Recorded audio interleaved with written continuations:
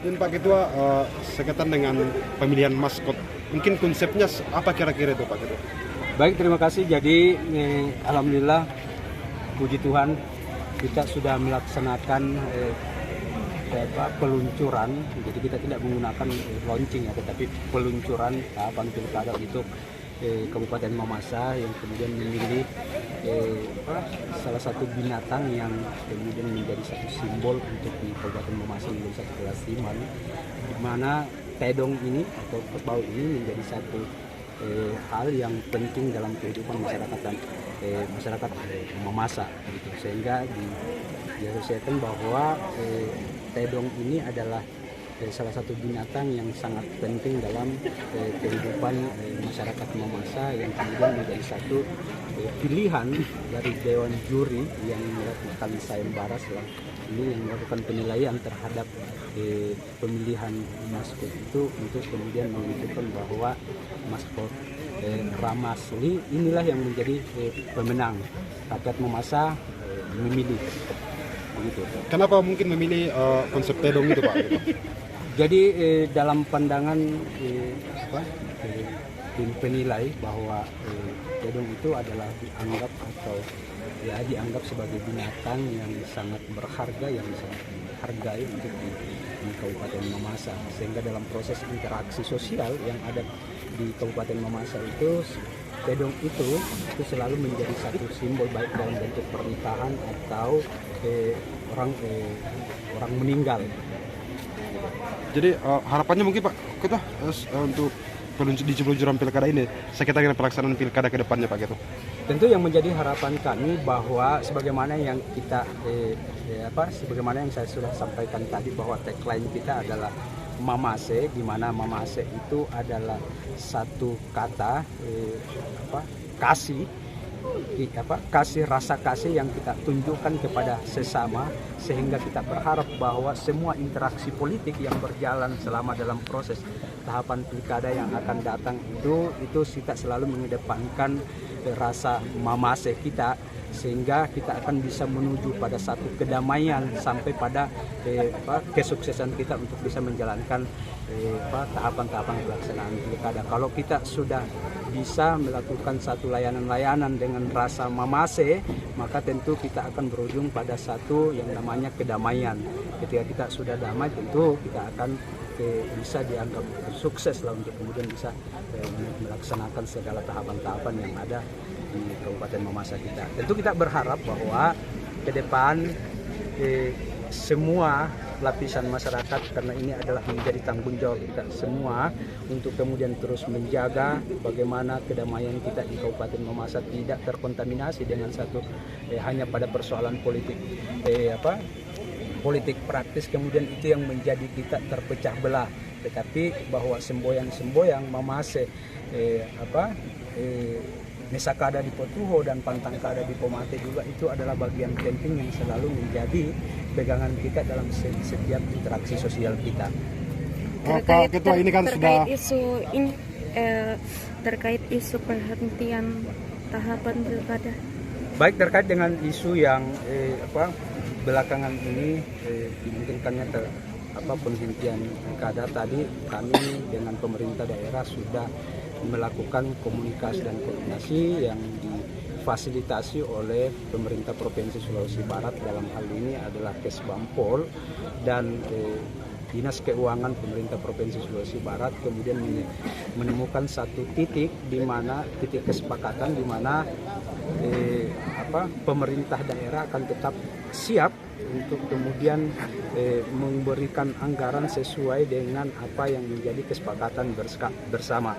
Tadi pemerintah daerah sudah menambahkan anggaran untuk KPU sebanyak 6 miliar dan Bawaslu itu 2 miliar dan pihak TNI itu 500 juta. Itu yang tadi sudah disampaikan oleh pemerintah daerah. Tentu pemerintah daerah juga memberikan satu keyakinan kepada kami semua selaku penyelenggara untuk bagaimana bahwa ke depan ini tidak ada tahapan-tahapan yang terhenti hanya karena persoalan anggaran. Tetapi bagaimanapun bahwa tetap kita akan memastikan itu semua, bahwa kita akan saya mengajak kepada semua teman-teman media yang ada di Kabupaten Mamasa untuk kita sama-sama mengawal soal itu, karena bagaimanapun bahwa ini adalah bagian dari tanggung jawab kita bersama. Ketika misalkan dalam proses perjalanannya bahwa komitmen pemerintah daerah ternyata tidak mampu memberikan atau merealisasikan anggaran-anggaran yang kita sepakati bersama, maka tentu kita akan tetap berjuang, dan saya berharap bahwa teman-teman bisa selalu bersama dengan kita, karena bagaimanapun bahwa keberadaan teman-teman media itu menjadi hal yang penting dalam proses demokrasi yang ada atau yang kita jalankan sekarang ini. Berarti udah 9 miliar yang terrealisasi? Ya, dari total yang ada itu sudah 9 miliar, pertama sudah 3 miliar, kemudian ada penambahan sekitar 6 miliar. Tetapi pemerintah kabupaten tadi juga sudah menyampaikan akan tetap berupaya untuk kemudian menambahkan sampai pada keterpenuhan 40% itu akan segera sampai kepada nantinya juga di 60% yang seharusnya bahwa di bulan Juni-Juli ini sudah masuk pada fase proses pencairan untuk 60%. Namun demikian pemerintah kabupaten juga tadi sudah menyampaikan bahwa kondisi keuangan kita yang sampai sekarang ini masih dalam kondisi yang sekarat dalam tanda kutip, dengan adanya defisit atau fiskal keuangan daerah kita yang tidak memadai, sehingga pemerintah Kabupaten Mamasa tadi menyampaikan untuk nanti akan menambahkan lebih lanjut terkait dengan kebutuhan-kebutuhan yang ada di KPU, Bawaslu dan keamanan. Apakah tetap akan dilakukan pemotongan, Pak, rasionalisasi? Apakah tetap akan dilakukan pemotongan oleh Pemda atau rasionalisasi? Nah, terkait dengan rasionalisasi, pemerintah daerah juga tadi kita sudah mendiskusikan terkait dengan itu. Saya ditemani oleh Kesampol Provinsi dan Keuangan, itu kemudian mendiskusikan apakah itu akan kembali dimungkinkan untuk lakukan proses rasionalisasi, yang pada prinsipnya bahwa KPU Kabupaten Mamasa tidak pernah untuk kemudian mau mengatakan bahwa itu tidak dimungkinkan, sepanjang itu bahwa kita berjalan pada ketentuan-ketentuan peraturan perundang-undangan. Kalau misalkan pemerintah daerah berkeinginan untuk melakukan proses rasionalisasi, tentu kami KPU tetap akan bersedia dengan catatan bahwa apa yang telah kita sepakati bersama itu tidak terlalu jauh dalam keputusan nanti di proses rasionalisasi itu, karena tidak tahu betul bahwa apa yang menjadi kebutuhan kita dalam proses penyelenggaraan pilkada ke depan ini kita mau sampaikan bahwa itu tidak sama dengan daerah-daerah lain, dengan kondisi geografis yang ada kita di Mamasa itu sangat menguras energi kita, dan tentu anggaran juga itu mempengaruhi dari sisi kerja-kerja kita sampai ke bawah. Terkait rencana gaji ad hoc, Pak, apakah akan dikurangi berdasarkan informasi yang benar itu minimnya anggaran dari Pemda Mamasa, atau seperti apa, Pak, dengan pertambahan yang ditambahkan Pemda Mamasa 6 miliar itu? Oke, baik, terima kasih. Jadi terkait dengan anggaran ad hoc, jadi anggaran ad hoc itu bukan pengurangan anggaran ad hoc itu bukan datangnya dari KPU, itu kami perlu luruskan, tetapi Pak Inspektur tadi dari Inspektorat yang sempat menyinggung dalam rapat itu bahwa dimungkinkan akan ada pengurangan dalam proses rasionalisasi anggaran yang ada. Salah satu yang ditunjuk itemnya itu adalah honor ad hoc yang dimungkinkan untuk ada pengurangan. Tetapi bagaimanapun kami tetap yakin bahwa dengan kebijakan pemerintah daerah tentu khususnya Kabupaten dan Kapsekda selaku tim anggaran akan memperhatikan itu secara baik, secara betul-betul bahwa ini kita kebutuhan ini adalah murni untuk bagaimana ad hoc kita bisa bekerja dengan baik, tentu dengan salah satu ukurannya adalah ketersediaan anggaran bagi honornya mereka. Izin Pak Ketua, sejauh ini kan diketahui bahwa ini anggaran kan dicicil oleh Pemda. Sampai hari ini apakah ada tahapan yang tertunda karena persoalan anggaran yang dicicil? Jadi terkait dengan isu bahwa ini penyicilan, meskipun pemerintah daerah mengatakan bahwa itu kami tidak sepakat dengan bahasa cicil, meskipun ini sudah dilakukan sebenarnya sudah berulang-ulang mulai dari 3 miliar kemudian sekarang sudah 6 miliar. Ya tentu kalau itu mau dibilang cicil ya cicil juga sih sebenarnya namanya.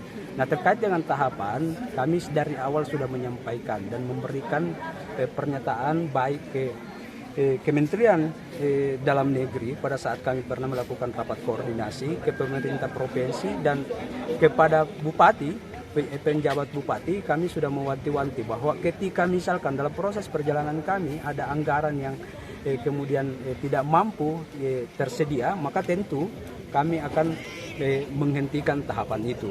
Tapi sejauh ini yang ditanyakan tadi oleh teman-teman bahwa apakah sudah ada yang terhenti, sejauh ini alhamdulillah belum ada yang sempat terhenti, karena kemarin saya sudah sampaikan bahwa kalau dalam waktu dekat ini anggaran tidak ada support lagi dari pemerintah daerah menyangkut tentang anggaran, maka tentu kami akan mengatakan untuk melakukan penghentian sementara dalam waktu yang tidak ditentukan di tahapan pilkada kita.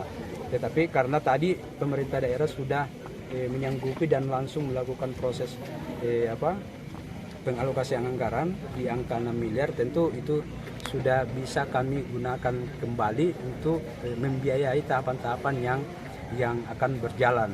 Nah, kalau misalkan nanti tentu kita akan lihat proses perkembangannya. Kalau misalkan nanti tahapan-tahapan itu anggaran yang dialokasikan ini sudah dianggap selesai, maka tentu kami akan tetap menjalankan sesuai dengan komitmen kami bahwa kami akan menghentikan tahapan itu ketika misalkan nanti sudah tidak ada anggaran. Apakah tahapan nominal biaya ad hoc?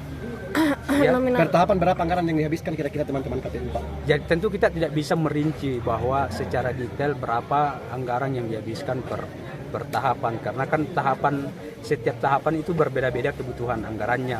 Tetapi yang pasti bahwa kebutuhan anggaran kita dalam tiap bulan untuk membiayai ad hoc itu di angka 2 sampai 3 miliaran lah untuk membiayai honor ad hoc kita dan operasionalnya mereka. Kalau boleh tahu Pak, berapa total biaya ad hoc itu?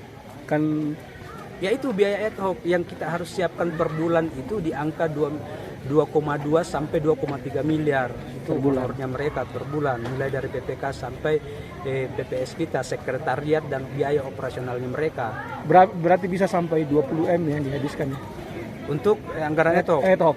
Untuk ad hoc kita sudah menghitung dalam rancangan anggaran kita itu menghabiskan 22 sampai 23 miliar selama 8 bulan. Itu. Iya, jadi hampir serapan anggaran kita itu untuk yang kita ajukan kemarin itu 60 sampai 65% itu serapannya ke ad hoc. Kalau yang 6 miliar tadi tambahan dari Pemda, apakah itu baru janji atau memang betul-betul sudah terrealisasi, sudah masuk dari rekening KPU? Kalau informasi, karena saya tidak melihat langsung ya, tetapi informasi yang disampaikan bahwa Pak Heri tadi sudah menyampaikan bahwa ini sudah sedang proses sore tadi itu, bahwa akan segera dikirim ke KPU. Cuman kan mekanismenya seperti ini, bahwa anggaran yang dimasukkan ke rekening KPU itu tidak bisa langsung digunakan, karena dia harus ditransfer dulu, kita di APBN kan, kemudian dari APBN kemudian diturunkan kembali, itu mekanismenya. Kembali lagi ke pusat. Iya, kembali lagi ke pusat dalam bentuk APBN. Nah, anggaran yang masuk itu tidak serta-merta bahwa masuk ke rekening KPU itu langsung bisa digunakan. Tidak. Jadi tetap mekanismenya adalah tetap harus dilakukan proses transfer ke pusat untuk kemudian dijadikan dalam bentuk APBN. Nanti dalam bentuk APBN itulah kemudian diturunkan kembali ke rekening KPU yang telah ditentukan. Oke. Terakhir Pak Ketua, kemungkinan dalam pilkada ini kan pemilu ada 600 TPS. Kira-kira tahun ini ada pengurangan atau penambahan TPS Pak Ketua? Iya, jadi begini, kalau di usulan kita kemarin itu karena jumlah pemilih per TPS itu sekarang sudah menjadi 600, ya kan? Tidak menutup kemungkinan bahwa itu akan ada pengurangan. Sekarang kita sudah melakukan proses perbaikan atau pendataan TPS kita, penataan TPS kita yang dimungkinkan bahwa itu akan memungkinkan untuk berkurang. Tentu khusus untuk di daerah-daerah yang agak terjangkau, misalkan daerah kota atau jalan-jalan poros yang tidak membuat susah pemilih kita gitu. Intinya seperti itu. Belum ada angka real ini berapa? Ya kan TPS ini nanti akan ditentukan pada proses selesai Pantarli, ya kan? Nanti kan kalau misalkan hari ini kita kemudian menentukan bahwa sekian, kemudian Pantarli turun, ternyata dalam proses pendataan Pantarli bahwa ada daerah-daerah yang dimungkinkan lebih dari 600 pemilih, tentu akan ada penambahan lagi. Makanya masih sekarang itu masih bersifat fluktuatif saja terkait dengan TPS kita. Nanti selesai pemutahiran data pemilih yang dilakukan oleh teman-teman Pantarli, baru kita bisa menentukan sekian TPS kita yang ada untuk di pilkada. Jadi bukan cicil Pak Ketua, kredit ya? Ya saya